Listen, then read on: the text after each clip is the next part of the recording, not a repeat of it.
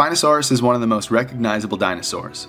It is almost always depicted in popular media behaving like any other large theropod. However, this is doing Spinosaurus an injustice, as it is truly a marvelous creature unlike most anything else. In 1912, a lower jaw and several 2-meter spines were discovered in Egypt, and for 100 years that's all there was. Fossil bones are very fragile, and it is hard to transport them from location to location, so the original fossils have been destroyed. Granted, it had nothing to do with the transportation. The museum they were stored in was bombed in World War II, completely obliterating the only evidence of Spinosaurus that we had at the time. Spinosaurus would have lived in what is today North Africa. The time period and geography places them in the Kem Formation, which has several massive predators. This isn't very typical for an ecosystem. Because of this, the area has been labeled the most dangerous location in Earth's history.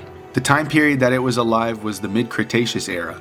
More specifically, 95 million years ago. The physiology of Spinosaurus was a mystery for a long time because of the previously mentioned lack of fossils. Nowadays we have a much more complete fossil collection, however it still does have gaps. Spinosaurus of course had spines on its back that formed a sail which had 2 humps forming a small dip between them. Its tail also had spikes, making it much larger than other theropod tails. It had short legs and shorter arms, and is suggested that it may have used all 4 limbs to walk. Its teeth were straight, designed to pierce flesh and hold its prey. The skull of Spinosaurus was nearly 2 meters long, which is longer than the average height of a human. It had nostrils and eyes that were set up high on their heads, while at the snouts they had many small holes similar to crocodiles. Having a head identical to a crocodile doesn't seem very effective on a massive predator, which is kind of peculiar. Including all of the other features I have mentioned, it sounds like it was doomed to be killed by other predators from the start, despite being the largest carnivore not just in the Mesozoic era, but rather all known history. But Spinosaurus never had to compete with these larger carnivore because it is ichthyophagous,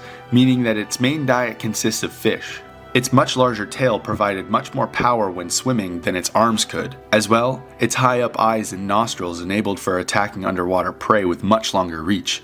The aforementioned small holes on their head are thought to have contained similar sensors just like crocodiles, making it able to sense prey even if it can't see them. The sail's use is a bit more of a mystery to paleontologists, but temperature control is a very popular choice. That's all I have on Spinosaurus. I'll see you in the next one. Thanks for watching Fact to Fact. Don't forget to like, subscribe, and comment if you want to see more paleontology videos. Take care.